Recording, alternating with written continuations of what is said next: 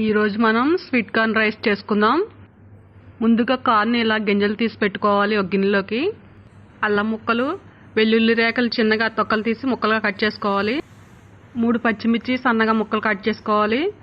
ఒక ఉల్లిపాయ కూడా ఇలా చిన్నగా ముక్కలు కట్ చేసుకోవాలి. మనం ఈ రైస్ చేసుకోవాలంటే ముందుగా ఒక గ్లాస్ లేదా ఒక కప్పు రైస్ తీసుకోవాలి. రైస్ 2-3 సార్లు కడుక్కుందాం. కడుక్కున్న తర్వాత 2 గ్లాసులు వాటర్ పోసుకుందాం. 3 విజిల్స్ వచ్చేంత వరకు ఉడికించుకోవాలి.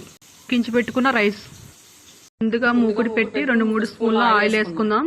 ఆయిల్ వేడెక్కింది. ఇప్పుడు అల్లం ముక్కలు, వెల్లుల్లి ముక్కలు వేసుకుందాం. కొంచెం ఫ్రై అయిన తర్వాత ఉల్లిపాయ ముక్కలు, పచ్చిమిరపకాయ ముక్కలు వేసి ఫ్రై చేసుకుందాం.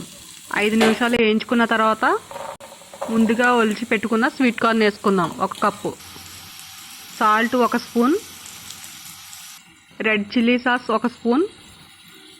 ఒకసారి మొత్తం కలుపుకుందాం. ఇప్పుడు 1 స్పూన్ గరం మసాలా పౌడర్. మొత్తం అంతా కలిసేలాగా ఒకసారి గరిటెతో బాగా కలుపుకుందాం. ఇప్పుడు ముందుగా ఉడికించి పెట్టుకున్న రైస్ వేసుకుందాం. 1 స్పూన్ మిరియాల పొడి, 1 స్పూన్ సోయా సాస్. అంతా ఒకసారి బాగా కలుపుకుందాం కలిసేలాగా.